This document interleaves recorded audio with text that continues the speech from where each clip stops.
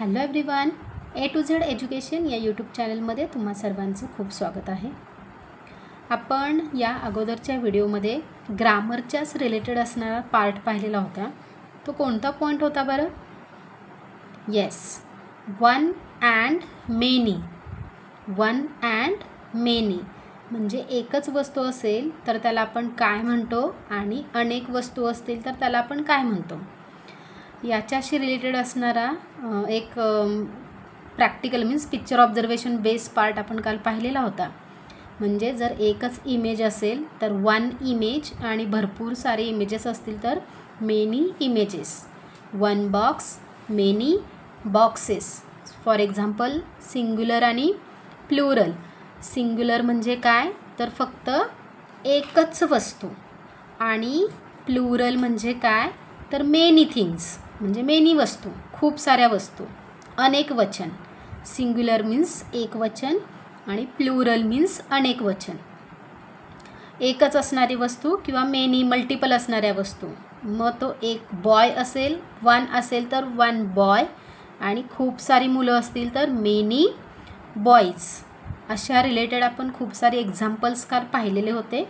तुम्ही अजूनही तो व्हिडिओ पाहिला नसेल तर ए टू झेड एज्युकेशन या यूट्यूब चॅनलमध्ये मी वन टू मेनीच्या रिलेटेड असणारा व्हिडिओ अपलोड केलेला आहे.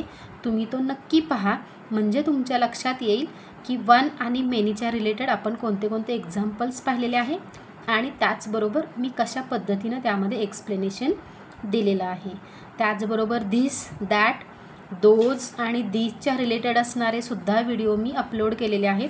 तेही व्हिडिओ तुम्ही अवश्य पहा म्हणजे तुमचे खूप सारे जे काही डाऊट्स असतील ते तिथेच क्लिअर होतील आणि ग्रामरच्या बाबतीत असणारी एक भीती ती तुमच्या मनातून नाहीशी होईल. आणि ज्या ज्या वेळेला तुम्हाला इंग्लिशमध्ये सेंटेन्स फॉर्मेशन करायचं असेल त्या वेळेला या छोट्या छोट्या ट्रिक जर तुमच्या लक्षात आल्या असतील तर सेंटेन्स फॉर्मेशनच्या वेळेला काहीही अडचण येणार नाही. आता काल तर मी या अगोदरच्या व्हिडिओमध्ये वन अँड मेनीच्या रिलेटेड एक्सप्लेनेशन दिलेलंच होतं, पण त्याहीमध्ये एक महत्त्वाचा रूल आहे. तो रूल कोणता तर ते आज आपण या आजच्या व्हिडिओमध्ये पाहणार आहोत. सो व्हिडिओ शेवटपर्यंत नक्की पहा, व्हिडिओ स्किप करू नका. व्हिडिओ स्किप केला तर वन टू मेनीमध्ये ज्या काही ट्रिक आहेत, जो काही रूल आहे तो तुमच्या लक्षात येणार नाही. त्यासाठी तुम्ही व्हिडिओ शेवटपर्यंत नक्की पहा, स्किप करू नका. आता काय आहे की असे काही स्पेलिंग्ज असतात की त्या स्पेलिंगचं शेवटचं लेटर हे ज्या वेळेला एस किंवा डबल एस, ओ आणि एक्स म्हणजे एस, डबल एस, ओ आणि एक्स हे जर शेवटचे लेटर असतील तर काय होतं की ज्यावेळेला आपण मेनी याच्यामध्ये कन्वर्ट करतो, मेनीमध्ये कन्वर्ट करतो त्यावेळेला त्याच्या एंडला ES प्रत्यय लागतो. फॉर एक्झाम्पल इथे आहे बॉक्स. आता या बॉक्समध्ये शेवटचं लेटर कोणतं आहे? एक्स. मग जर शेवटचं लेटर एक्स आहे तर त्याचं मेनीमध्ये कन्वर्ट करताना एक्स नंतर ES लागतो. एस नंतर इथे काय आहे? ES म्हणजे बॉक्स, बॉक्सेस. कारण की बॉक्स या स्पेलिंगमध्ये शेवटचं लेटर आहे एक्स आणि आपला रूल काय आहे, जर त्या वर्डमधील लास्ट स्पेलिंग, लास्ट लेटर हे जर एस, डबल एस किंवा ओ आणि एक्स यापैकी कोणतं लेटर असेल तर वन थिंग मेनी थिंग्समध्ये कन्वर्ट होताना शेवटी ES लागतो. इतर वेळेला काय होतं? बॉईज. आता इथे शेवटी वाय आहे म्हणून फक्त एस एकच लेटर शेवटी ॲड झालेला आहे, बॉय, बॉईज. पण जर बॉक्स हा एक्स असेल तर फक्त एस शेवटी न येता ES हे तिथे शेवटी आपल्याला जोडावं लागणार आहे. नेक्स्ट बस. आता BUS. मग इथं सेम रूल आहे की जर स्पेलिंगचं शेवटचं लेटर एस असेल तर त्याच्या पुढे मेनीमध्ये कन्वर्ट करताना ES जोडावं लागतं, ES. मग बस, बसेस. Next potato. आता पोटॅटो या स्पेलिंगमध्ये शेवटचं लेटर आहे O, म्हणून पोटॅटो स्पेलिंग आहे असं लिहून घ्यायचं आणि त्याच्याच पुढे ES जोडायचा. मग काय झालं? Potato, potatoes. फक्त S लिहायचं नाही, पोटॅटोजमध्ये फक्त S येणार नाही मेनीमध्ये, कारण पोटॅटोमध्ये शेवटचं लेटर आहे ते आहे O. म्हणून ग्रामरमध्ये असा रूल आहे की ज्या वर्डचं शेवटचं लेटर, स्पेलिंगचं शेवटचं लेटर हे O, X, S किंवा SS असेल तर तिथे मेनीमध्ये ES येतो त्या स्पेलिंगला.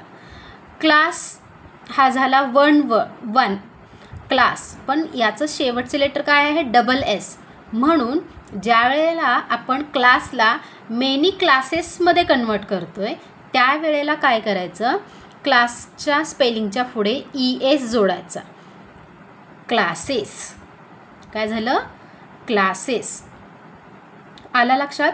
ग्रामरमध्ये वन अँड मेनीमध्ये काही स्पेलिंगला जर त्या स्पेलिंगचं शेवटचं लेटर X, O, S किंवा SS असेल तर त्या थिंगला मेनीमध्ये कन्वर्ट करताना शेवटी ES जोडावा लागतो.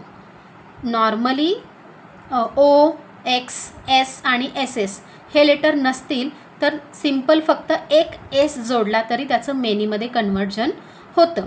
Boy, boys. Toy, toys. Pencil, pencils. Star, stars. पण तेच आता इथे एक एक्झाम्पल दिले आपल्याला, म्हणजे मेनी एक्झाम्पल्स आहेत सिंग्युलर आणि प्लुरलमध्ये. फर्स्ट ट्री आहे तर ट्रीचं काय होईल? ट्रीज. फक्त ट्रीज होईल. त्याच्यानंतर बेंच. काय आहे? बेंच. मग आता शेवटी काय येणार? Benches. Toy, toys. Cake, cakes. Fox. आता काय आहे शेवटी? X आहे. मग फॉक्सचं काय येणार?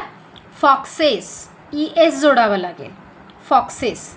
Next dress. DRESS. आता इथे शेवटी आला SS. मग ड्रेसच्या वेळेला काय येईल? ड्रेसेस. Dress, dresses. मग अशा पद्धतीने ग्रामरमध्ये जो रूल सांगितला आहे तो आपल्या लक्षात आला असेल तर तुम्ही अजून असे वेगवेगळे एक्झाम्पल्स घ्या आणि त्या एक्झाम्पलमध्ये तुम्ही वन टू मेनी कन्वर्ट करायला सांगा. तुमच्या मुलांना काय सांगा? वन टू मेनीमध्ये कन्वर्ट करायला सांगा किंवा मेनी थिंग्स दाखवा आणि त्या मेनी थिंग्सचं वनमध्ये कसं काय कन्वर्जन होऊ शकतं किंवा नक्की कोणत्या लेटर्सला S जोडायचं आहे स्पेलिंगला आणि कोणत्या स्पेलिंगमध्ये ES जोडायचं आहे हे एकदा त्यांची रिव्हिजन करून घ्या.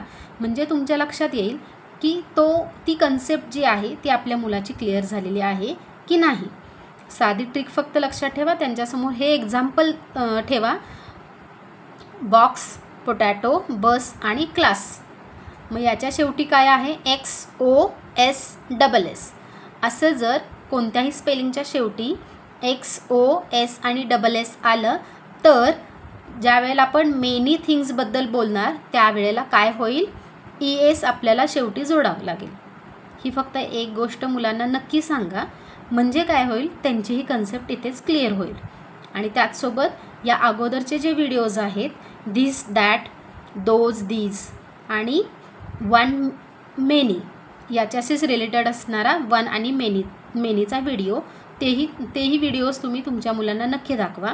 आणि M is R ची एक स्टोरी मी सांगितलेली होती त्याच पद्धतीने ती प्रेझेंट टेन्सची असणारी M is R, अशाच रिलेटेड असणारा पास्ट टेन्सच्या रिलेटेड असणारे वॉज आणि वरची सुद्धा स्टोरी मी सांगणार आहे.